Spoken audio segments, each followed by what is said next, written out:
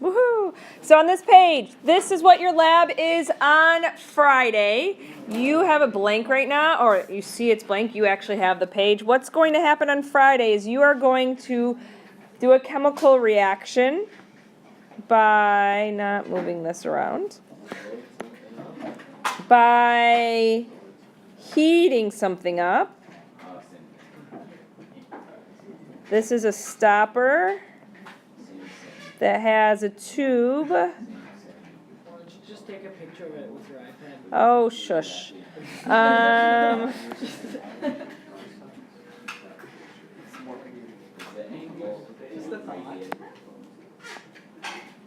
This isn't horrible, is it?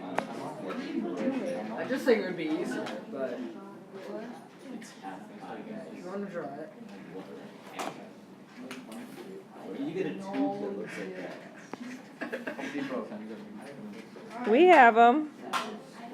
We have tubes that look like that? Yes. Like bendy tubes? Just like They're bendy tubes. Are they straws? Okay. This isn't horrible, is it? Debatable.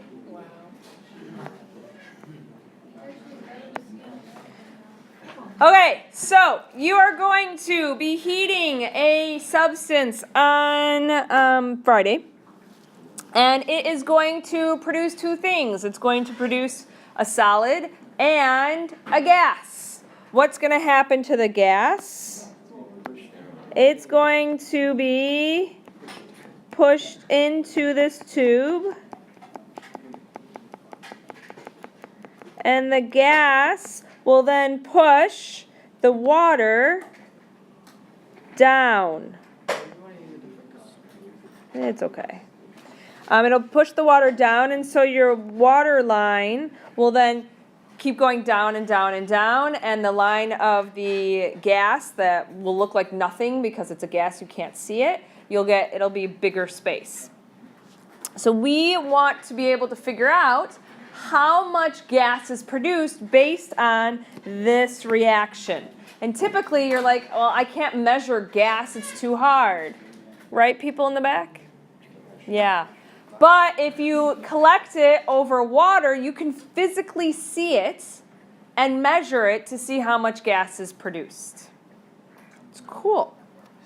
It will work, I promise. But there's a few things that you have to take into account. One is Dalton's law. If you remember, anybody remember Dalton's law? The partial pressure. And the ideal gas law, because we are not at STP conditions. The ideal gas law again. Yes. So,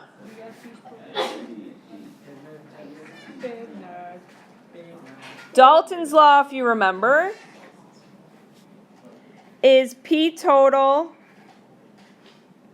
equal the partial pressures of what is wherever you are. And so since P total equals our atmospheric pressure, whatever it is that day, and then there's actually two gases in here.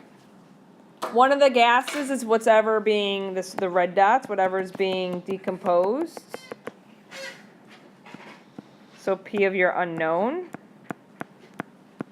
Anybody have an idea of the other gas that might be here? O2. Nope. Nope. If this is being heated, what else is being heated? Carbon.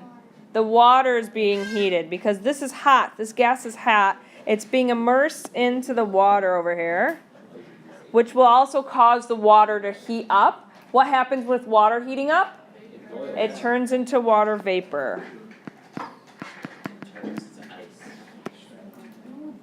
So it is your P total, which is your P atmosphere equals your P of your gas collected plus your pressure of your water vapor. Oh, I don't know why it had it as trademark. Because the arrow got trademarked. Okay, so assume that 5 grams of zinc reacted with excess HCl. So it's saying in here that there's 5 grams of zinc and HCl in this tube and you're heating it up. According to the following, zinc plus 2 moles of HCl, a solution will produce zinc chloride and H2. If the temperature of the water is 20 degrees Celsius and the pressure of the atmosphere is 751 millimeters mercury, calculate your theoretical, what your predicted volume is, of the H2. That is key. I want to get to the volume of H2 collected. This is my end. Can I use 22.4?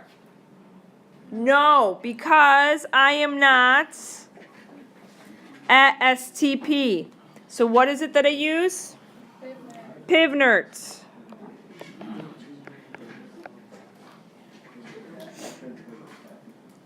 I'm using Pivnert. Pressure. Do I know my pressure yet? I do. No, I don't know my pressure yet because I don't know my pressure of my H2. Do I know volume? No, that's what I'm trying to solve. Moles. Maybe. Why did you say maybe? We have the grams. So step 1. Oh, yeah, I see. Oh, you do have the grams. Grams of my zinc, I can convert into moles of H2. So step 1, grams of zinc to moles of H2. So how do we do this? You have 5 grams. Erase. 5 grams of zinc. And I want to get to moles of H2. So 1 mole of zinc is 66.38 grams of zinc. And then I'm going to do my mole to mole based on my reaction, and that is 1 mole of zinc is a 1-to-1 mole of H2. So how many moles? 0.076 moles of H2. So I've got my N, right? I've got my N, my R, and my T. How do I have my T?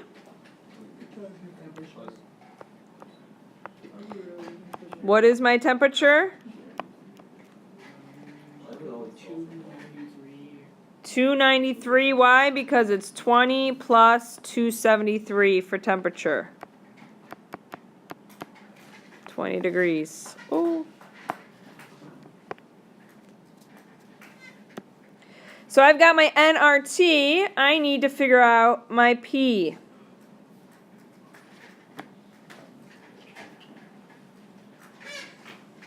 My pressure is PATM equals P of my water plus P of my unknown, which is H2. We know that because it's producing hydrogen gas. What is my atmospheric pressure on that day? Perfect. 751. And on Friday, I literally will look up on a weather site to figure out what the atmospheric pressure of whatever city is closest to here, unless they have Lincolnshire. Well, I don't know if they have it for the weather. Buffalo Grove is sometimes the closest one that they'll have. So I will tell you on Friday what the atmospheric pressure is. But for this problem, it's 751. What's my partial pressure of water? 17.5. Goodness, cancel. 17.5.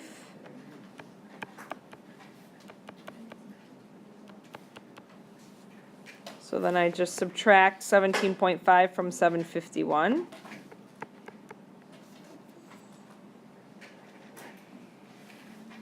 So what's my partial pressure of hydrogen? What is it? 733.5?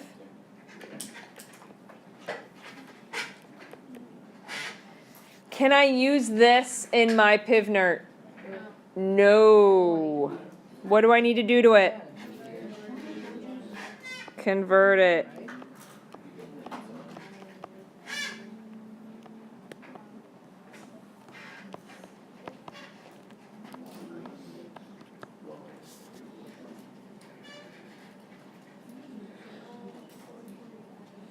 You calculate your, it shouldn't, 182. what is it? Yeah.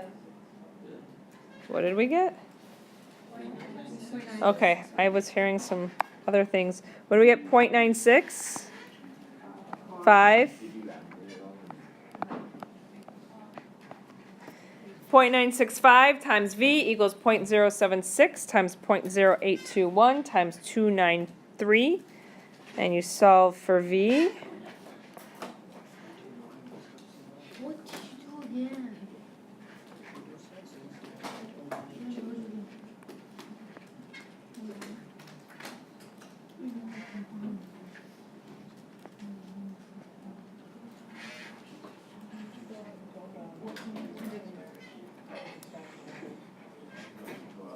Did we get an answer? Maybe. Jake, what'd you get? 1.88, 1.89. I will accept either one of them.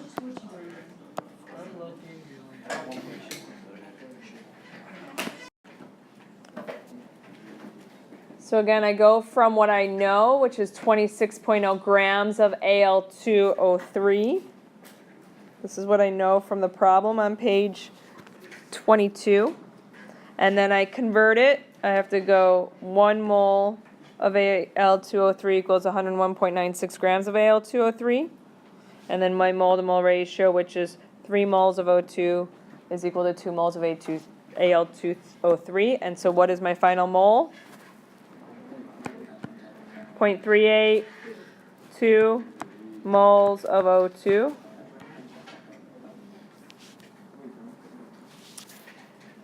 Letter B, calculate the pressure in millimeters of mercury of O2.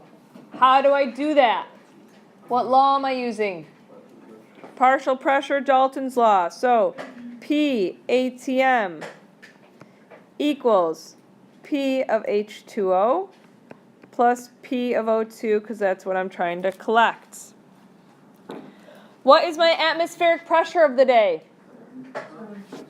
765. If you see from above, it says the barometric pressure in the lab.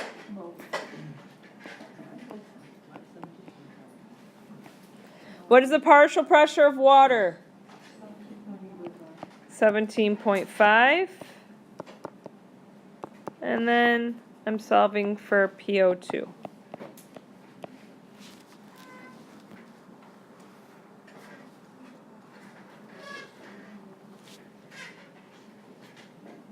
And what is PO2?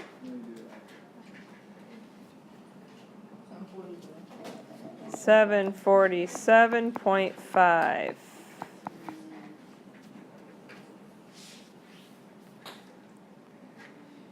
Here's my picture, by the way. Letter C, calculate the theoretical volume, what I expect to see of how much oxygen. So what is the formula I use? Pivnert. Do I have pressure? Yes, but what do I need to do with it? Convert it. 747.5 millimeters mercury.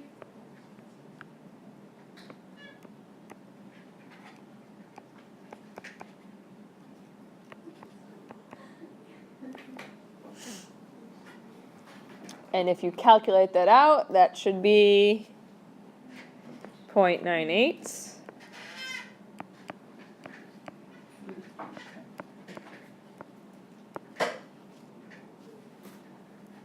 Do I have moles? Yes, you calculated an A. What was the answer to A? 0.382. Do I have R? Yes. What is R? 0.0821. And T, do I have T? Yes, it was 20 degrees Celsius. So you add 273 to it, which gives you 293. and you solve for V. This is, letter C is your expected. What should, if you did everything right, this is how much oxygen gas you should get. And how much is it? 9.3. 4. 9.3. 9.3. 4. 76 is what I got. Yeah. I don't know. Let's see how that turned out to what I actually got. So scroll up, not scroll up because it's paper. Look up, what is it that you actually got? What is it that you actually, the volume that you actually collected in lab? 8.91. 8.91 is what you collected in the lab. And percent yield is actual over theoretical times 100. So it's 8.91 over theoretical is what you should have gotten. So what is your percent yield?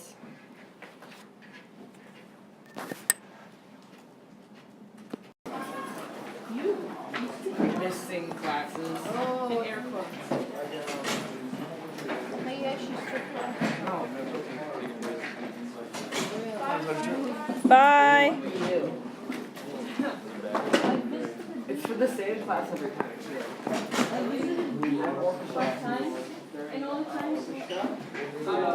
And then you take the absolute value, multiply by 100, so it would be 9.376 minus 8.91 divided by 9.376 times 100, and that equals 4.97% error.